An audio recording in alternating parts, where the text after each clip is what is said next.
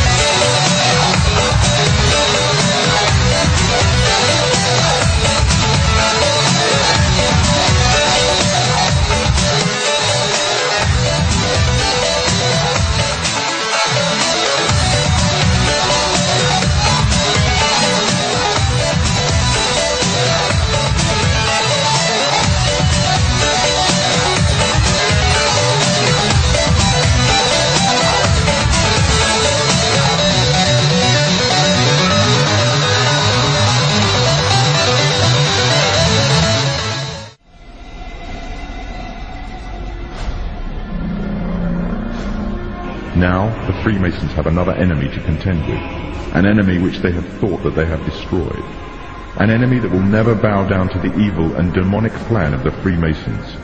That enemy is Islam, and against it they have declared war. However, the Muslims have already been forewarned about an enemy that will face them, the last prophet of God. Muhammad said that a man will appear after the Muslims have conquered a Roman city called Constantinople. He will first appear as a tyrannical king, then he will be claimed to be a prophet, and finally he will claim to be the Lord God himself. He is the Dajjal, meaning imposter, and he will be born with one eye, and your Lord is not one eye. It is also known that before the appearance of the Dajjal, a group of people will pave the way, setting up a system to prepare the world for his arrival. In other words, these forerunner to the Dajjal and their system will bear all the characteristics of the Dajjal, and he will be the final embodiment of these in human form.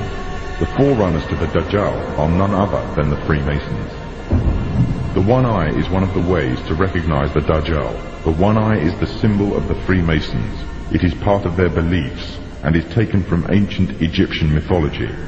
In their ideology, it represents the supreme being, sometimes referred to as the great architect of the universe. The scholars of Islam say that the similitude of the Dajjal is that of the Pharaoh who tarried with the prophet Moses. The Pharaoh was a tyrannical leader who elevated himself in status and declared himself to be God. He used magicians to create illusions and fool the people, and oppressed all who did not conform to his false religion.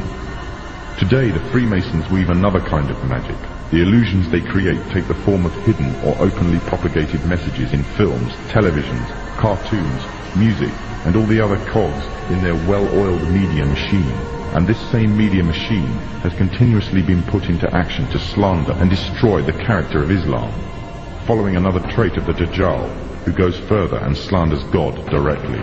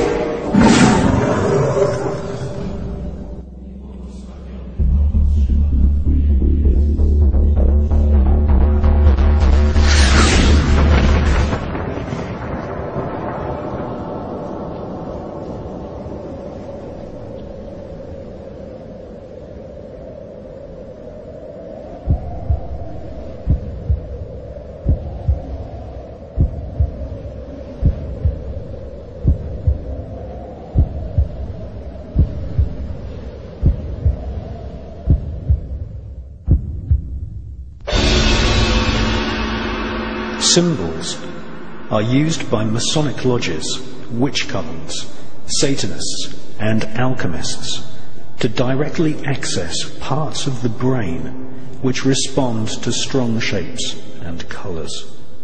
Just as the saying goes, a picture paints 1,000 words, so magical symbols can be used to convey a multi-layered message or command.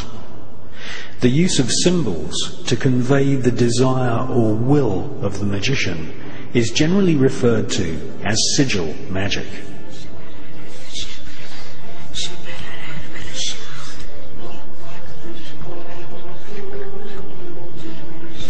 To make a magical sigil, you first write down your desire or spell. You then remove all vowels and all repeating consonant letters.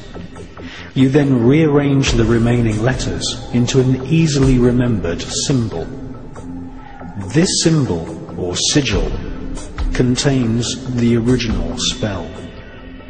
Sigils are often found in company logos. Every time you watch television, visit the supermarket, or walk the street, your subconscious is bombarded with sigils.